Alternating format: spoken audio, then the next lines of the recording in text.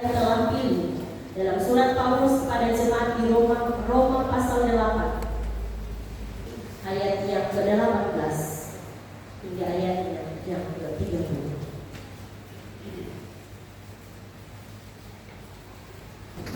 Saya akan membacakan dan kita semua di atas perikop pengharapan anak-anak Allah. Langsung berkata-kata demikian. Sebab aku yakin bahwa penderitaan zaman sekarang ini tidak dapat dibandingkan dengan kemuliaan yang akan dinyatakan kepada kita. Sebab dengan sangat rindu seluruh makhluk menantikan saat anak-anak Allah dinyatakan.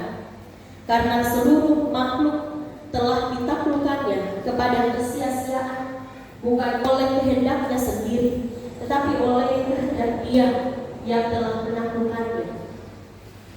Tetapi dalam pengharapan, karena makhluk itu sendiri juga akan dimerdekakan dari perbudakan kebinasaan dan masuk ke dalam kemerdekaan kemuliaan anak-anak Allah.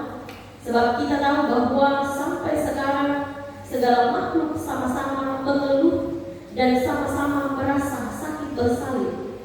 Dan bukan hanya mereka saja, tetapi kita yang telah menerima karunia sungguh Roh, kita juga mengeluh dalam hati kita sambil menantikan pengangkatan sebagai anak, yaitu kebebasan tubuh kita. Sebab kita diselamatkan dalam pengharapan, tetapi pengharapan yang dilihat bukan pengharapan lagi. Sebab bagaimana orang masih mengharapkan apa yang dilihatnya, tetapi jika kita mengharapkan apa yang tidak kita lihat, kita menantikannya dengan tekun. Demikian juga Roh membantu kita dalam kelemahan kita. Sebab kita tidak tahu bagaimana sebenarnya harus berdoa, tapi Roh sendiri berdoa untuk kita kepada Allah dengan keluhan-keluhan yang tidak terucapkan. Dan Allah yang menyelidiki hati nurani mengetahui maksud Roh itu, yaitu bahwa Ia sesuai dengan kehendak Allah berdoa untuk orang-orang kudus. Kita tahu sekarang bahwa Allah turut bekerja dalam segala sesuatu untuk menyatakan kebaikan bagi mereka yang mengasihi Dia, yaitu bagi mereka yang terpanggil sesuai dengan rencana Allah. Sebab semua orang yang dipilihnya dari semula, mereka juga ditentukannya dari semula untuk menjadi serupa dengan gambaran anaknya, supaya Ia anaknya itu menjadi yang sulung di antara banyak saudara. Dan mereka yang ditentukannya dari semula, mereka itu juga dipanggilnya, dan mereka yang dipanggilnya, mereka itu juga dibenarkannya, dan mereka yang dibenarkannya, mereka itu juga dimuliakan. Demikian jawab bacaan kita pada saat ini yang disebut berbahagia. Ya, kita semua jemaat Tuhan yang bersama-sama mendengar, bersama-sama membaca dan mampu melakukan firman itu dalam kehidupan kita hari lepas hari. Shalom. Shalom. Kita bersyukur kepada Tuhan karena kebaikan dan kemurahan-Nya yang terus melingkupi perjalanan kehidupan kita sampai sekarang ini, sehingga hari ini tanpa terasa kita sudah ada di minggu kedua di bulan Juni. Kita bersyukur karena betapa tidak kasih Tuhan terus menyertai dan melingkupi kehidupan kita sampai sekarang ini. Ada begitu banyak hal yang telah kita alami dalam pekerjaan, dalam rumah tangga kita, dalam pribadi kita, lepas pribadi. Dan puji Tuhan kita mampu melewati itu karena Tuhan selalu ada di pihak kita.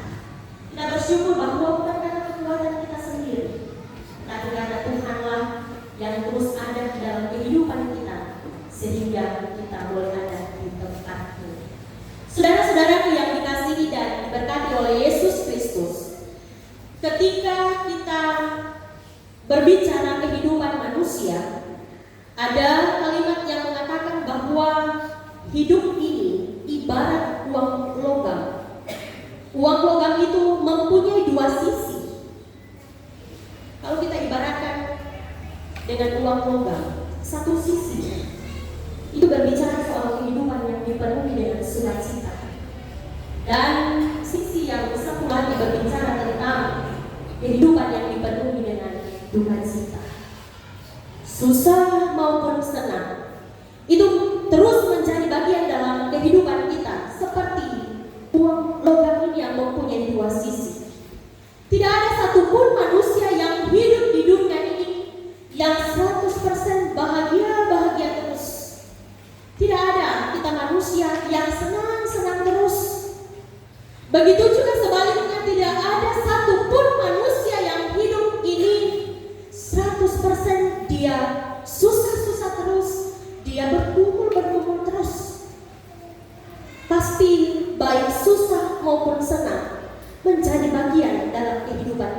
umat manusia. Bapak Ibu saudara-saudara yang dikasihi Tuhan, inilah yang bisa kita lihat dalam kehidupan orang Kristen yang ada di Roma. Kota Roma ini merupakan satu kota metropolitan, menjadi pusat politik pada zaman itu, menjadi pusat ekonomi, menjadi tempat berkumpulnya orang-orang dari berbagai penjuru. Karena Roma adalah kota atau pusat kekaisaran Romawi pada saat itu. Jadi ada begitu banyak orang yang berkumpul di jemaat Roma itu. Dan jemaat Roma ini terdiri dari dua kelompok. Yang pertama adalah kelompok atau jemaat yang berlatar belakang Yahudi, dan yang kemudian kelompok yang kedua adalah orang-orang yang sudah menjadi Kristen tapi berlatar belakang orang-orang yang Yunani. Itu yang dijelaskan pada pasal 3 ayat 9 dari surat Paulus kepada jemaat di Roma. Nah, orang-orang Yahudi yang dulunya hidup memiliki Taurat, mereka menganggap mereka yang paling spesial. Ini perbedaan antara orang Yahudi dan orang Kristen tapi berlatar belakang orang-orang Yunani. Yang pertama adalah orang Yahudi.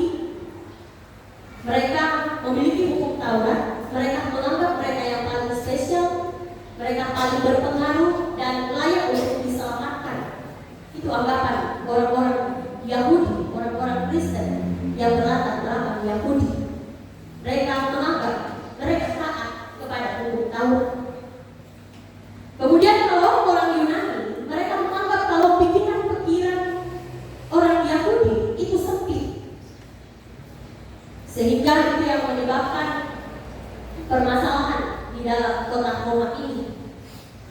Ketika kita belajar pada pasal-pasal sebelumnya, Paulus mengatakan bahwa kita ini manusia sama-sama berdosa di hadapan Tuhan. Kita yang hidup dalam jemaat Roma ini sudah menjadi satu di dalam Kristus dengan identitas yang disebut anak-anak Allah. Nah, ini bagian bacaan kita saat ini. Paulus mengingatkan untuk menjadi anak-anak Allah bukan berarti aman, bukan berarti nyaman, bukan kita tidak dipenuhi dengan tantangan, tapi ternyata menjadi pengikut Kristus, menjadi anak-anak Allah ada tantangan, ada pergumulan yang dialami saudara-saudara. Walaupun dipenuhi dengan tantangan, ia memberikan kalimat-kalimat nasihat, kalimat yang memberikan semangat kepada jemaat di Roma bahwa ketika hidup sebagai anak-anak Allah ada upah yang akan dialami untuk membuat hal ini mudah dipahami. Sehingga Rasul Paulus memberikan satu analogi atau pengumpamaan lewat seorang perempuan yang sakit bersalin pada bagian ayat yang ke-22. Ini analogi yang sangat unik, yang mudah untuk dipahami oleh jemaat di zaman itu atau bisa bagi kita yang hidup di zaman sekarang ini. Dan yang dimaksudkan dengan ayat ini merupakan persalinan normal, bukan sesat. Karena operasi sesat nanti ada pada abad ke-14 di zaman itu di Swiss. Di zaman penulisan ini belum ada. Jadi yang dimaksudkan oleh Rasul Paulus yaitu perempuan yang bersalin normal. Ibu-ibu lebih tahu bagaimana itu perbedaan antara sakit saat bersalin normal atau sesat. Saudara-saudara yang dikasihi Tuhan, dari bagian bacaan kita pada saat ini, ketika kita ada, itulah inti yang mau disampaikan oleh Rasul Paulus kepada jemaat di Roma. Pengharapan anak-anak Allah, walaupun ada penderitaan, tapi selanjutnya akan menikmati sukacita yang luar biasa, seperti seorang perempuan yang sakit bersalin. Ada hak istimewa yang diberikan bagi orang-orang percaya yang disebut anak-anak Allah. Walaupun ada penderitaan, tapi di ujungnya atau pada akhirnya